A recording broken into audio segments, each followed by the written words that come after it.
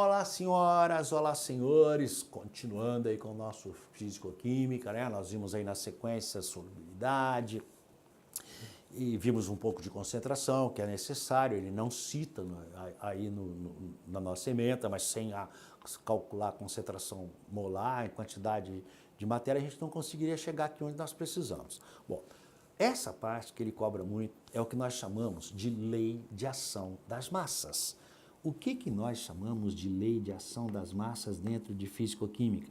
É também conhecida como a lei de Gutenberg-Weill. A lei de ação das massas. Essa lei diz o seguinte, tu vai achar engraçado, que a velocidade de uma reação é diretamente proporcional ao produto das concentrações molares dos reagentes elevados a seus respectivos coeficientes de balanceamento. Claro, tu não entendeu, né? Não precisa. Quer ver por quê? É muito mais fácil fazer assim, do que ficar decorando. Vamos pegar, como nós fazemos sempre, uma reação do tipo H2, mais N2, dando como produto NH3. Segundo passo, o de sempre. Vamos fazer o balanceamento. Então, no balanceamento, nós sabemos, se a gente botar 1 no hidrogênio, vamos ter que usar a fração no NH3. Tentativa, mete 1 no N2. 2 nitrogênios no primeiro membro, 2 no segundo. 6 hidrogênios no segundo. 2 vezes 3, 6. Eu coloco 3 aqui. Ô Dimas, como é que eu calculo a velocidade? Primeiro ponto, a velocidade é diretamente proporcional, é uma constante, ele não pode te cobrar.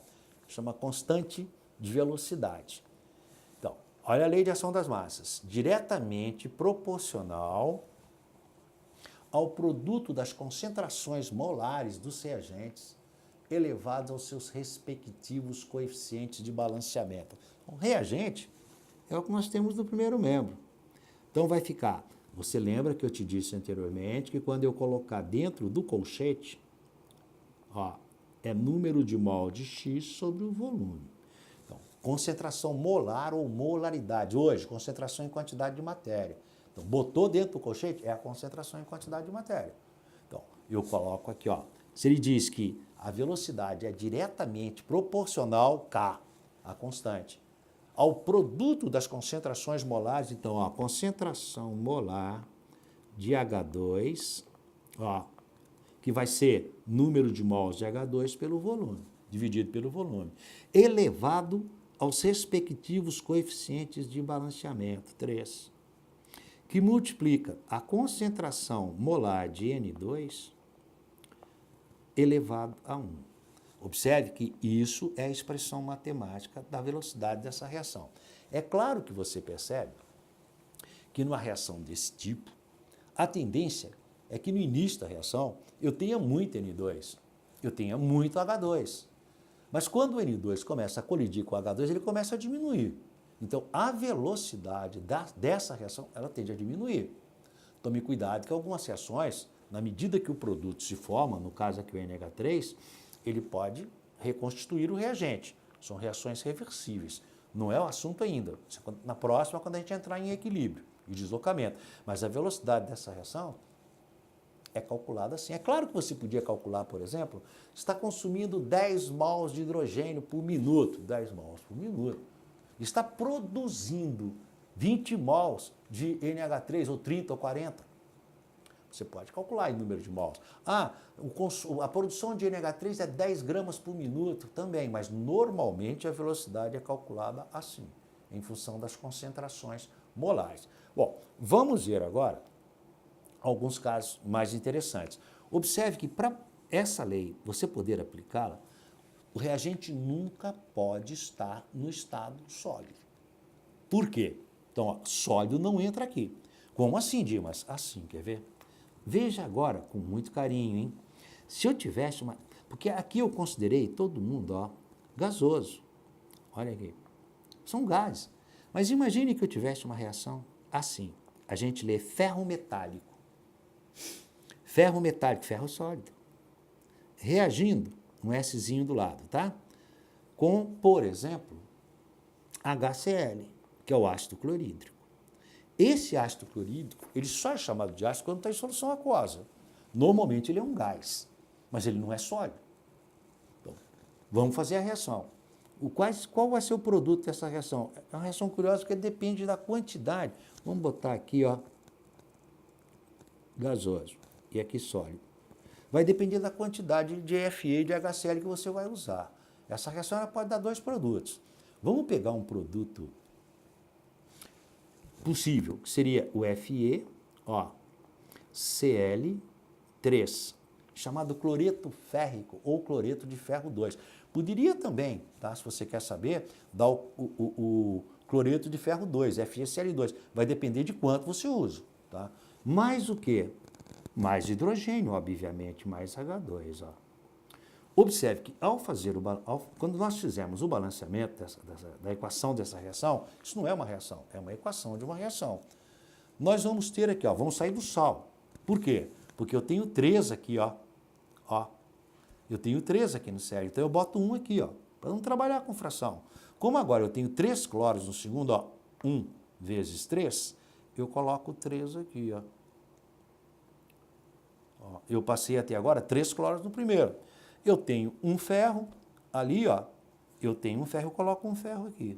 O problema agora é que eu passei a ter 3 hidrogênios no primeiro. Eu preciso ter 3 no segundo. O que eu faço? Para ter 3 no segundo, eu multiplico isso aqui, ó, por 3 sobre 2. Porque 3 sobre 2 vai dar 3 vezes 2, 6, dividido por 2, 3, o que bateria com os hidrogênios. Ah, Dilma, mas eu não quero trabalhar com fração, tá? Se você não quer, multiplica tudo por 2. Por exemplo, poderia ser, ó, multiplicou por 2, aqui ficaria 2, ó. Aqui ficaria 6, aqui ficaria 2 e ali ficaria 3. Compreendeu o que eu te falei? Tá, mas não é essa a coisa que eu quero te mostrar, isso é para te mostrar o balanceamento, só para você enxergar. Vamos pegar essa mesma equação agora e trabalhar ela com mais calma. Ó, Fe mais HCl, ó, dando como produto FeCl2 mais H2. Ô, Dilma, mas por que você mudou? Para você ver que tanto para produzir FeCl2 e FeCl3 vai depender de quanto ferro reage com quanto HCl. Observe se não. Eu tenho agora, se eu botar um aqui, ó, eu fico com um ferro. Eu tenho um ferro aqui. Eu tenho 2 cloros lá, eu tenho 2 cloros aqui. Como eu tenho 2 hidrogênios aqui, eu boto 1. A equação está balanceada. Tu percebeu? Mas não se esqueça que o ferro é sólido e que esse HCl é gasoso. Esse sal é um sólido. Todo sal é um sólido em condições ambientes, né? E o hidrogênio aqui é gasoso. Eu vou aplicar a lei de Gutenberg. Você colocaria a velocidade é igual a K, que multiplica a concentração de Fe elevado a 1, não precisa colocar, que multiplica a concentração de HCl elevado a 2 e dançaria. Por quê? Eu te alertei. Você não pode, de forma alguma, colocar reagente sólido. Então, a velocidade dessa reação, na verdade, já vou te explicar o porquê disso. A velocidade dessa reação é K, que multiplica a concentração de HCl elevado a 2. Como assim, Dimas? Quer dizer que o ferro não entra? Por quê? Pois é, isso é muito importante em vestibulares. Funciona assim, ó, isso é conhecido, e também em concurso. Né? Em todo tipo de exames que eu já vi, eles cobram isso daí. Por quê? Porque é uma noção comum, que quanto mais ferro eu coloco aqui, vai aumentar. Não é bem assim. Quando você tem um reagente no estado sólido, não é a concentração dele que altera a velocidade, é a superfície de contato. Não, Dimas, tu tá brincando? Não tô. Presta muita atenção nisso que eu vou te mostrar agora, que é realmente um prato cheio para que possa ser cobrado. Observe, por exemplo, uma reação desse tipo. Aquela mesma reação anterior, tá? Ferro mais HCl, já que eu falei, eu vou te dar um exemplo. Imagine que eu pegasse o pedaço de ferro e reagisse. Agora, imagine que eu pegasse o ferro e pulverizasse. Eu pego uma barra de ferro de 5 gramas e reajo com HCl. Vai demorar, até corroer. Mas se eu pegar a barra de ferro e pulverizá-la, a reação é quase que instantânea. Por quê? É a famosa ação da superfície de contato. A superfície de contato, quanto maior, maior é a velocidade da reação para reagentes no estado sólido. É por isso que quando você tem um reagente sólido, ele não aparece na lei de Gutenberg-Reilly. Então, é por isso, por exemplo, que se você pegar um pedaço de bombril, que é ferro, e colocar dentro de um frasco com HCl, a reação vai ser muito mais rápida do que se você pegar um prego. Pense nisso, um prego é ferro. Eu coloco dentro de um becker com HCl, a reação é lenta. 5 gramas tem o prego. Então, sacando valores. O bombril também é ferro, a reação é a mesma. É Fe mais HCl, entretanto, a reação do bombril vai ser muito maior. Isso é muito útil na indústria química e no dia a dia. Então, quando você tem um reagente sólido, ele não aparece na lei de ação das massas. E um outro detalhe para a gente poder continuar, que é o seguinte, quer ver? Também muito comum de aparecer, que, vamos lá, deixa eu montar de novo para você.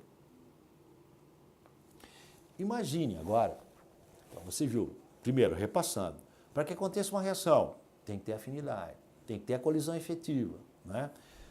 O catalisador diminui a energia de ativação, quanto maior a energia, menor a velocidade. Como é que calcula a velocidade? Tá. Mas eu te mostrei o cálculo da velocidade utilizando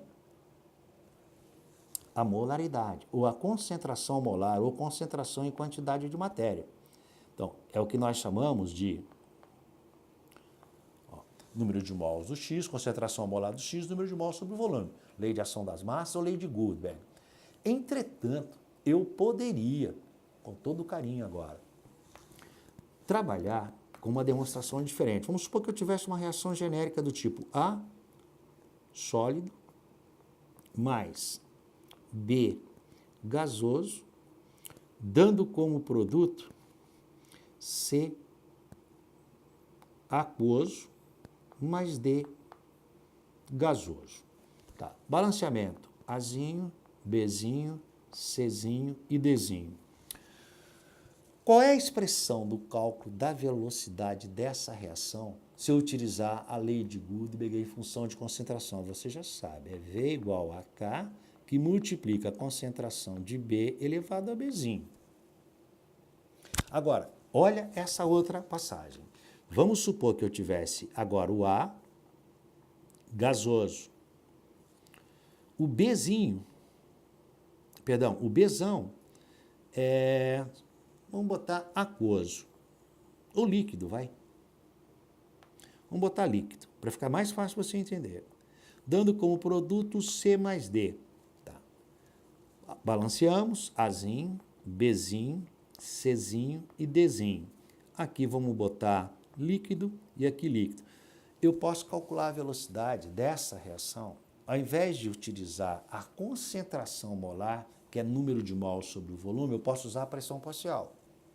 Se eu aplicar essa aqui, V, aplicando concentração molar, vai ficar V é igual a K, que multiplica a concentração molar de Azão elevado a Azinho, que multiplica de Bzão elevado a Bzinho, porque é gasoso e aqui é líquido. Se eu usar a concentração, não entra sólido. Agora, o pior está por vir. É onde ele costuma te pegar, não é pior. A gente fala assim por brincadeira. Eu posso calcular essa velocidade usando pressão parcial, só que tem um detalhe. Se eu utilizar pressão parcial, eu só posso colocar gás. Não tem como eu botar sólido. Pressão de sólido, pressão de líquido, não tem como. Então, a velocidade podia ser, ó, velocidade igual a K, que multiplica a pressão parcial do Azão elevado a Azinho. Mas por que que o B não entra? Porque ele é líquido. Se eu usar pressão, só gás. Se eu usar concentração molar, só não entra sólido. Você compreendeu? Tem certeza? Então está muito bom. Na sequência a gente vai trabalhar alguns exercícios, mas fixe nisso, por favor. Para que aconteça uma reação, afinidade. Não é sempre que misturamos duas soluções que elas reagem. Você tem uma mistura.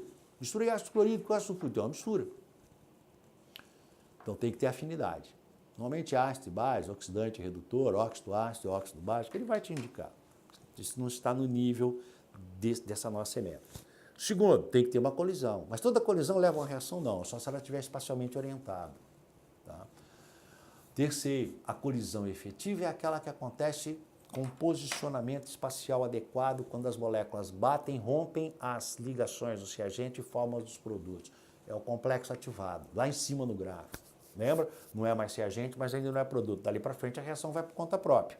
Difícil é subir a curva. O catalisador, ele faz com que a colisão efetiva aconteça com mais facilidade, diminui a energia de ativação. Não é consumido durante a reação, fica ligado nisso. E como é que eu calculo as velocidades? O jeito mais comum e fácil são esses que eu mostrei aí para você, né? Então, para finalizar, eu vou te mostrar um detalhezinho rápido só, que é o preparo da nossa próxima aula. Imagine agora que eu tivesse uma reação assim, ó, A mais B, dando como produto, não está na hora ainda, dando como produto C mais D, tá? Mas que na medida que o produto se forma, as moléculas de C e de D começam a colidir e reconstituem os reagentes. Eu indico isso assim, ó. É a chamada reação reversiva ou reversível. Essas reações são muito interessantes porque, em certos casos, a velocidade da reação 1 se iguala à da 2 e a reação nunca termina. Tem reações assim, por exemplo, que acontecem no nosso corpo, no plasma sanguíneo. São as chamadas reações reversíveis. É claro que eu vou ter duas velocidades, uma velocidade V1 e uma velocidade V2. Né?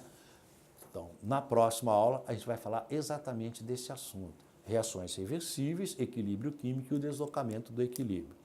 Espero que vocês tenham aproveitado. Beijo grande no coração, fiquem com Deus e daqui a pouco a gente volta a se encontrar, tá bom? Beijão, meninos.